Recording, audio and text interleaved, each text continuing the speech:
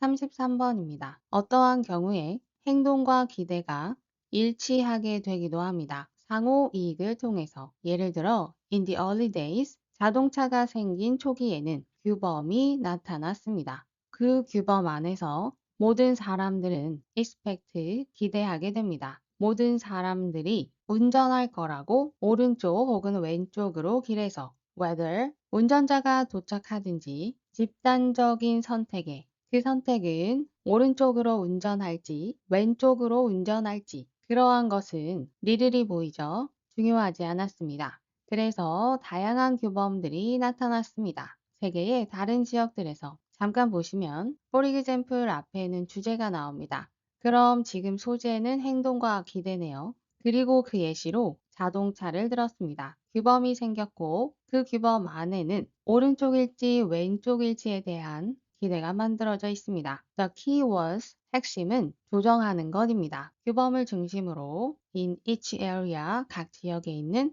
그리고 벗어나지 않는 것입니다. 운전의 경우에 벗어나는 것은 어디에서 기대된 행동으로부터 벗어난다는 것은 극도로 희생이 큽니다. 그래서 아마도 결과를 초래하게 될 겁니다. 부상이나 죽음을. 그래서 거기에는 강한 유인책이 있습니다. 그 유인책은 규범을 채택하고 규범을 따르고자 하는 유인책입니다. 그래서 그것이 스스로 집행할 수 있도록 합니다. 자, 읽으면서 계속 정리하고 생각해 봅니다. 규범에서 벗어나지 않는 것이 핵심입니다. 주제는 쉬운 단어에서 잡아야 하는데요. 여기에는 이 뜻을 주었으니 활용합니다. 이 단어는 중요한 단어지만 주제로 잡기에는 쉽지 않습니다. 뜻이 주어지지 않았다면 더 쉬운 단어가 나왔을 겁니다. 어쨌든 벗어나게 되면 크게 다칠 수도 있겠죠. 그래서 규범을 따르려고 합니다. For early drivers, 초기 운전자들에게는 경험적인 기대가 뭐에 대한 기대냐면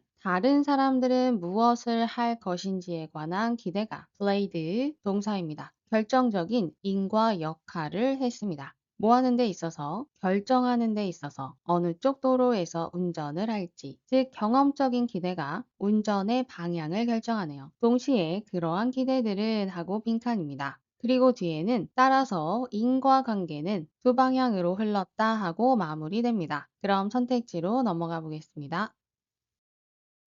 1번 기대들은 규범입니다. 그 규범 안에서 사람들은 우선시합니다. 공공의 이익을. 지금 공공의 이익 이야기 아니고요. 2번 사회적인 제약입니다. 무엇을 기반으로 한 다양한 지리적 요인을 기반으로 한 지금 지리 이야기가 아니죠. 지역에 대해서는요. 다양한 지역에 다양한 규범이 있다 정도만 나왔습니다. 3번 그 패턴은 강화된 패턴입니다. 뭐에 의해서? 법적인 규칙과 기관 혹은 제도의 통제에 의해서. 지금 법과 기관이나 제도에 대해서 이야기하지 않았습니다. 4번 기대는 행동의 산물입니다. 그리고 그 행동은 다른 사람들이 선택한 행동들입니다. 우선 행동에 대해서 생각을 해보면 행동을 결정할 때 다른 사람들이 어떻게 행동할지 기대하는 것에서 결정을 했기 때문에 다른 사람들이 선택한 행동들 맞습니다. 그리고 그러한 기대가 행동을 결정하는 원인, 역할을 한 거죠.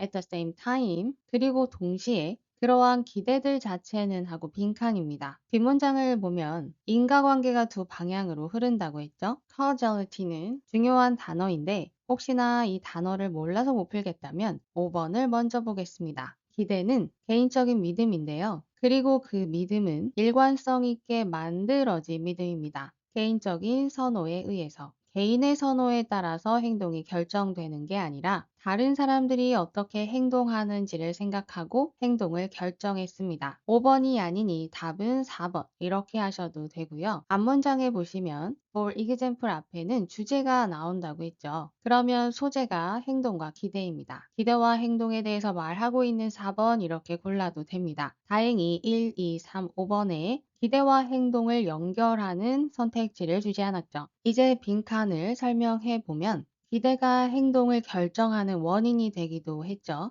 그러다 보니 만들어진 행동들이 이제 기대를 만들기도 하는 겁니다. 즉 남의 행동을 보고 어떻게 해야 할지 생각을 하게 되는 거죠. 이렇게 행동이 기대를 만들어내기도 합니다. 즉 그러한 기대들 자체는 행동의 결과물이 되기도 한다입니다. 그래서 방향이 양쪽으로 흐르게 되는 겁니다. 그래서 답은 4번입니다. 34번입니다. 포식자와 먹이의 상호작용은 must eventually end in death. 결국에는 죽음으로 끝납니다. 한쪽은 저녁거리가 되고 다른 한쪽은 굶어 죽게 됩니다. 대조적으로 경쟁은요. 어디 사이에? members of the same species. 같은 종 사이의 경쟁은요. 주로 포함합니다. 정교한 신호를. 그런데 그 신호는요. 분명히 하도록 의도되었습니다. 무엇을? 어느 개체가 강한지를 뭐하기 전에? 갈등이 확대되기 전에. 어디로? 다치는 지점까지 확대되기 전에. 포인트 잠깐 보면 포식자와 먹이 이야기고요. 경쟁이 나오죠. 그리고 신호인데요. 그 신호로 누가 강한지 알 수 있습니다. 다치기 전에. 니덜이 보이면 뒤에 노얼이 나오죠. A도 B도 아닙니다. 그것은 승리자의 그리고 패배하는 쪽의 이익도 아닙니다. 뭐 하는 것이? 자원을 가지고 싸우는 것이. 왜냐하면 심지어 승리하는 쪽도 싸움에서 다치기 때문입니다. 결과적으로 그것은 둘 다의 이익이 됩니다. 뭐 하는 것이? 결정하는 것이. 무엇을? 누가 이길지? 만약에 싸움이 발생한다면. 그리고 이 결정은요. 뒤따르는 결정입니다. 그 뒤를 즉시 복종 혹은 도망이 뒤따라옵니다. 어떤 상대방에 의해서 지게 될 운명인 상대방에 의해서 복종이나 도망이 나옵니다. 즉 이익은 결정하는 겁니다. 누가 이기는지 그게 결정이 되면 지는 상대방의 도망을 얻게 됩니다. 뒤에 도망까지는 몰라도 싸우기 전에 누가 이길지 결정하는 것이 이익이다. 이렇게 해도 괜찮습니다. 최대한 쉬운 단어로 주제를 이어가세요. 오직 뭐 할 때에만 only when이 보이면 뒤에는 도치가 일어납니다. 해석에는 큰 문제가 없습니다. 자원에 대한 갈등이 확대됩니다. 실제의 신체적인 전투로. 자, 앞에까지는 싸우지 않는 게 이익이었는데요. 빈칸의 상황일 때 드디어 실제 전투가 생겨납니다. 그럼 이제 언제 진짜 싸우는지 살펴보겠습니다. For this reason, 이러한 이유로 경쟁은 members of the same species, 같은 종 사이의 경쟁은요, 거의 의존하지 않습니다. 실제적인 힘에. 왜냐하면 힘의 위협은 장애물이 되기 때문입니다. 갈등에 있어서. 갈등에 있어 장애물이라는 것은 갈등이 일어나지 않게 하는 거죠. 실제 힘을 쓰지 않고 힘의 위협 정도만 보여줌으로써 갈등, 즉 싸움을 막을 수 있습니다. 인간의 갈등은 are guided by the same principles, 지배됩니다. 같은 원리로. 그 원리는 다른 동물들의 원리와 같은 원리입니다. 만약에 저 도지를 conflict로 보게 되면 뒤에는 이렇게 문장이 생략된 걸로 볼 수 있습니다. 내신이 아니기 때문에 다음 문장 보시면 하지만 the fact that 사실인데요. 어떤 사실이냐면 전쟁이 매우 흔하다는 사실입니다. 그것은 빈번함을 입증합니다. 그 빈번함은 두 상대가 are unable to agree, 동의하지 못하는 경우입니다. 누가 싸움을 이길지. 자, 드디어 싸우는 경우가 나왔죠. 전쟁이 납니다. 누가 이길지 동의할 수 없을 때. 그러면 빈칸은 누가 이길지 동의하지 못할 때입니다. 그럼 선택지로 넘어가 보면 두 대상이 상당히 희생을 겪을 때. 지금 글은 최대한 싸움을 피하는 거죠. 둘 다 상당히 희생을 겪게 된다면 싸움을 피하려고 할 겁니다. 2번, 한쪽이 시도할 때 다른 쪽을 위협하려고. 아까 위협을 사용했던 이유는 실제 싸움으로 번지는 갈등을 막기 위해서입니다. 3번, 자원이 완전히 이용 가능하지 않게 될 때. 자원을 이용할 수 없다면 역시나 싸울 이유가 없어지겠죠. 4번, 경쟁자들이 똑같이 매치가 가능해 보일 때, 즉 싸울 만해 보이는 거죠. 그래서 아직 누가 이길지 알 수 없으니 싸움을 하게 됩니다. 그래서 답은 4번입니다. 명확한 신호가 확립합니다. 한 개체의 지배 우세를 한쪽이 명확하게 우세하다면 역시나 싸움을 피하게 됩니다.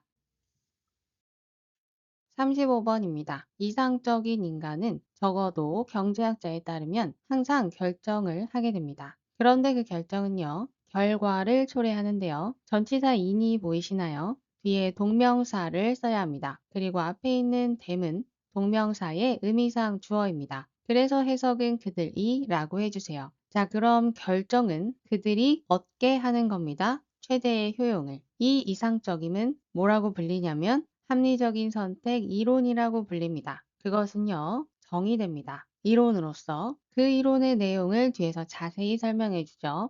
그 이론의 내용은요, 사람들은 항상 선택을 하게 될 겁니다. 그리고 그 선택은 최대화합니다. 그들만의 개인적인 만족감을 언제 받았을 때 다른 선택지를 희소성이 있는 상황에서 잠깐 정리를 해보면 이상적인 사람은 결정을 하죠. 그리고 그 결과 최대의 효용이 따라옵니다. 밑에도 같습니다. 선택을 하고요. 만족을 최대화합니다.